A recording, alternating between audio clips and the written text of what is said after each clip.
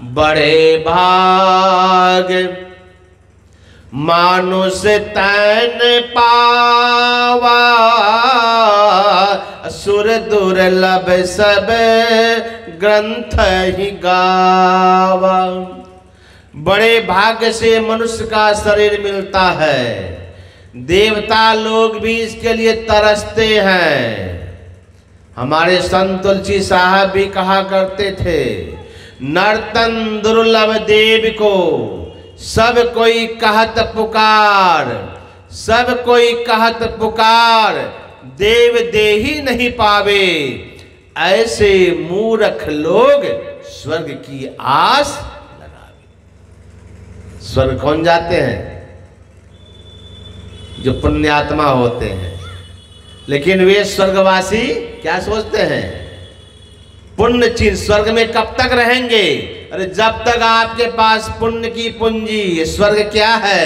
ये 5 star hotel है। Hotel 5 star hotel में जब देखे, कभी नहीं देखे, सुने होंगे जरूर। 5 स्टार होटल में सबसे सारी व्यवस्था होती है, और वहाँ छोटे मोटे आदमी नहीं पहुँच सकते हैं। बहुत पूंजी वाला आदमी चाहिए, जिसका पॉकेट पूरा गर्म है, वही पहुंचेगा वहां, पूरा पूंजी वाला। कब तक ठहरेगा? जब तक उसके पास पूंजी है। पूंजी समाप्त, होटल खाली। स्वर्ग की यही बात है, पुण्य की पूंजी से आप स्वर्ग जाते हैं। लेकिन कब तक? जब तक पुण्य पूंजी है। धीरे धीरे पुण्य नष्ट भी होता है। आप स्वर्ग का भोग जब भोगने लगते हैं तो पुण्य क्षीण होने लगता है। इसलिए जब स्वर्ग लोग जाते हैं तो कहा जाता है उसके गले में एक पुष्प की माला पहनाया जाता है, और यह कहा जाता है कि देखो जैसे जैसे यह पुष्प मुरझाएगा, समझना तुम्हारा पुण्य का अंत हो रहा है और तुम्हारा समय भी पूर्ते जा रहा है। वो सुख क्या भोगेगा? माला सूखते हुए देख के उसका कलेजे सूखने लगता है। इतना माला सूख गया, इतना फूल सूख गया, सुख क्या अच्छा लगेगा उनको? तो जब तक पुण्य की पूंजी, तब तक वहां 5 स्टार होटल स्वर्ग रूपी में रहेंगे। और जब पूंजी समाप्त तो कहाँ जाएंगे? पुण्य छीन सोई देव स्वर्ग से नरक में आवे। अब भर में उचार उखाने, पुण्य कही ताही रिझावे। तुलसी सतमत तत गहे, स्वर्ग पर करे खखार। नर्तन दुर्लभ देव को सब कोई कहत पुकार। हमारे पूज्य बाबा भी कहा करते थे, ऐसा यह अनमोल रतन तन प्रभु ने तुमको है दिया, इसको पाकर रे मन मूरख, सोच भला तू क्या किया। क्या किया हमने जीवन में? कुछ अच्छा किया। लेकिन आज मानव सोचता है कि मेरा बेटा बहुत बड़ा एक अच्छा इंसान बने, हमारा बेटा बहुत अच्छा एक सज्जन पुरुष बने। कैसे बनेगा अच्छा?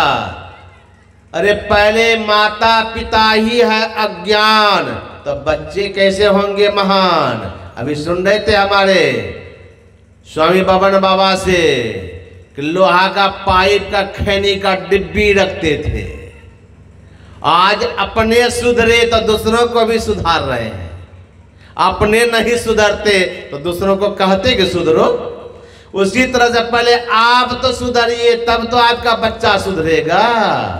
एक सज्जन अपने बच्चे को लेकर के आए हमारे पास, और बच्चा को कहे बाबा को प्रणाम करो। अब बच्चा कहे नाक मुख टेढ़ा करे, हम नहीं करेंगे प्रणाम। तो हमने कहा कि सुनिए, आप काहे बच्चे का गर्दन पकड़ के जबरदस्ती झुका रहे कि बाबा बड़ा नालायक है, ये प्रणाम नहीं करना चाहता किसी को।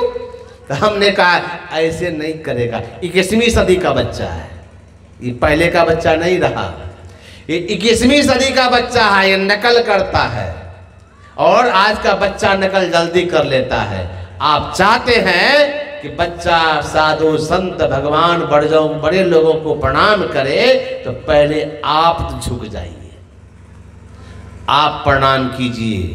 देखिएगा आपका बच्चा देखेगा तो वह भी हाथ जोड़ेगा।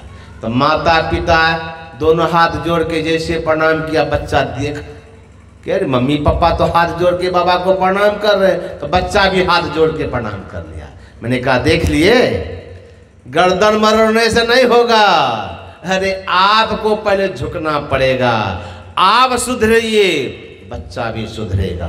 अपने सुधरे नहीं, अपने पिएंगे बोतल, अब बेटा को कहेंगे तुम सज्जन बनो, कहां से होगा? आप पहले सुधरिए। देखिए माता पिता का प्रभाव बच्चे पर पड़ता है। 4 युवक आपस में पढ़ता था और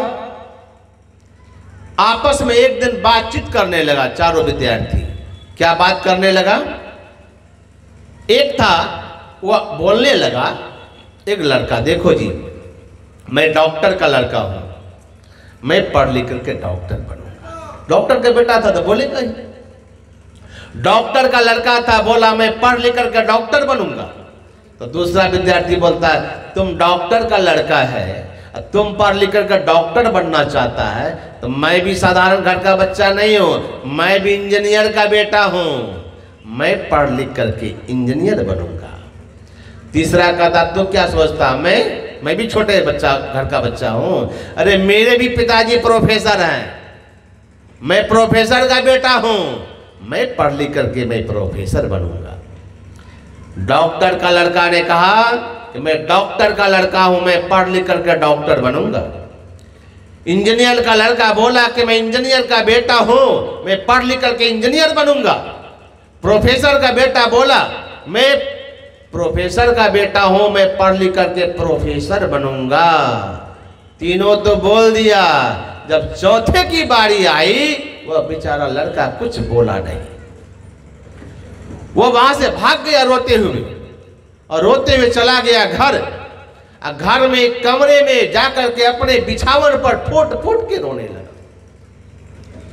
पिताजी आए, देखा बेटा को रोते हुए, आज विद्यालय से आया मेरा बेटा, आज रो क्यों रहा है? बेटा को रोते हुए आया देख करके पिता ने पूछा बेटा तुम रो क्यों रहे हो, क्या बात हो गई बोलो। कहा पिताजी आप सुन के क्या करेंगे? कहा नहीं बोलो बेटा, तुम मेरे पुत्र हो, तुमको रोते हुए मैं कैसे देख सकता हूं। कहा पिताजी अगर आप सुनना चाहते हैं तो सुनिए, मेरे रोने का कारण क्या है।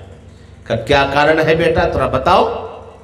तो लड़का कहने लगा कि हम 4 लड़के एक साथ पढ़ते हैं, चारों मेरे मित्र हैं, और एक मित्र मेरा आज कह रहा था मैं डॉक्टर का बेटा हूं, मैं पढ़ लिख करके डॉक्टर बनूंगा। दूसरा मित्र कह रहा था मैं इंजीनियर का बेटा हूं, मैं पढ़ लिख करके इंजीनियर बनूंगा। तीसरा बोला मैं प्रोफेसर का बेटा हूं, मैं पढ़ लिख करके प्रोफेसर बनूंगा। लेकिन जब मेरी बारी आई तो मैं क्या कहता, क्यों? इसलिए वो लड़का जानता था कि मेरा बाप 1 नंबर का शराबी है, वह शराब पीता है। जब मेरी बारी आई तो मैं सोचा मैं क्या कहूं कि मैं शराबी का बेटा हूं। शराबी का बेटा क्या बोलता? कहा पिताजी मैं जानता था मैं एक शराबी का बेटा हूं, मेरे पिताजी शराब पीते हैं, तो मैं क्या कहता कि मैं शराबी का बेटा हूं, पढ़ लिख कर मैं शराबी बनूंगा। इसलिए मेरे मुंह में कोई शब्द नहीं, मैं रोते हुए भाग गया वहां से। इसलिए मैं रो रहा हूं। अगर आप भी अगर आज कोई बड़े पद पर होते तो मैं भी बोल देता कि मैं अमुक का बेटा हूं, लेकिन मैं बोल नहीं पाया। क्यों? मैं जानता था मेरे पिताजी 1 नंबर की शराबी है। इसलिए मैं बोलता तो बोलता क्या।